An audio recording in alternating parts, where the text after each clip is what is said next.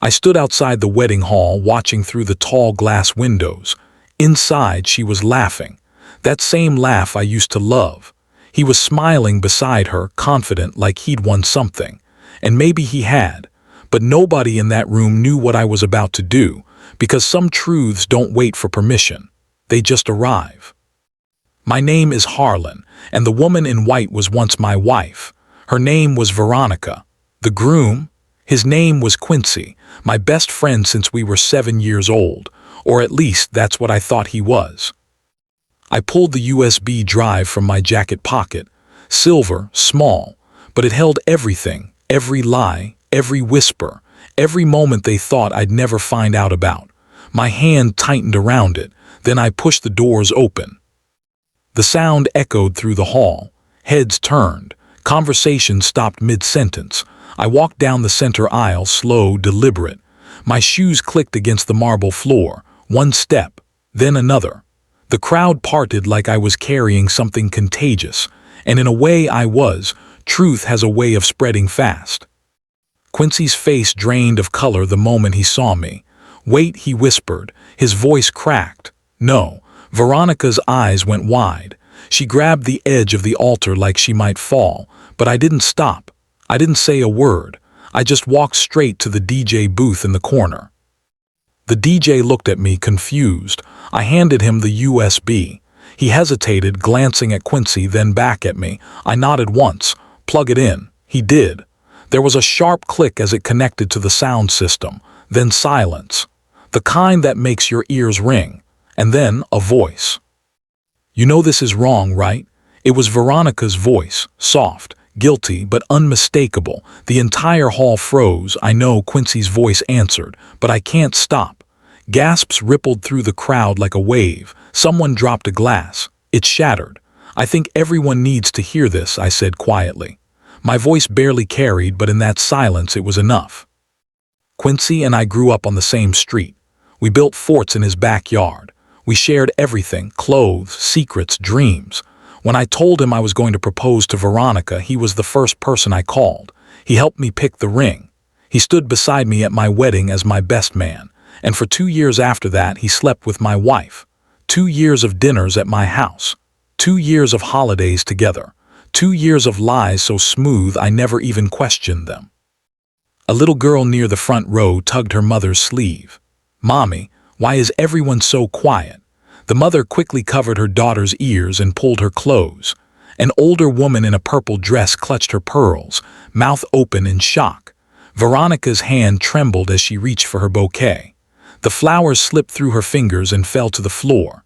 Quincy's fist clenched against the white altar rail so hard his knuckles went pale. The recording continued. "Does he know?" Veronica asked. "No," Quincy said, "and he never will." A bridesmaid in the second row let out a small sob. Another one whispered something to the woman beside her, eyes wide with disbelief. I stood in the back, arms folded. I didn't move, I didn't flinch, I just watched. I let the truth do what it does best, destroy everything. The voices on the recording became clearer, more intimate. "I never felt this way with him," Veronica said. Her tone was breathless, loving, the kind of voice she used to use with me. Veronica's mother gasped and covered her mouth with both hands. Her father stood up, face red, but didn't know where to go or what to do. "Then leave him," Quincy said on the recording. There was a pause. "I can't," Veronica whispered. "Not yet." Guests started pulling out their phones. Flashes went off. Someone was recording. Whispers spread like wildfire. I knew something was off.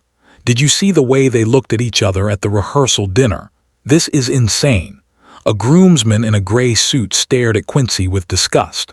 "Dude," he muttered under his breath, shaking his head. Quincy finally moved. He stumbled toward the DJ booth, panic written all over his face. "Turn it off," he shouted. His voice cracked.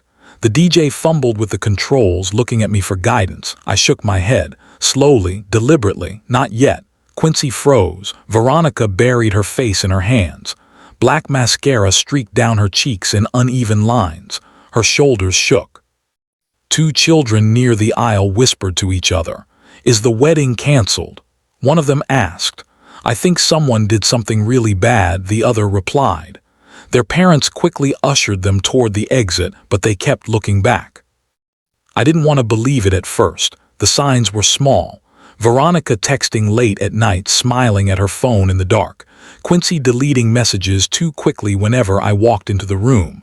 I found a receipt once. Dinner for two at a restaurant downtown, a place I'd never been to. When I asked her about it, she said it was a work thing. I believed her. I always believed her. Then there was the barbecue at Quincy's place last summer. Veronica laughed at one of his jokes, too hard, too long. I watched them from across the yard and something in my gut twisted. It was the way she looked at him, like I wasn't even there. That's when I knew, not for sure, but enough to start looking. I hired a private investigator, paid him in cash. 2 weeks later, an envelope showed up at my door. Inside were photos, timestamps, hotel receipts, Veronica and Quincy entering together, leaving hours later. I sat in my car that night staring at those photos until my hands stopped shaking. Then I made a plan. I set up a small recorder in our bedroom, hidden. I hated myself for it, but I needed proof. The kind that couldn't be denied. And one night I got it. I stood outside our cracked bedroom door and listened as they talked, as they laughed, as they planned a future that didn't include me. I recorded every word. The recording reached its peak. "Do you love me?" Veronica asked. "Yes," Quincy answered.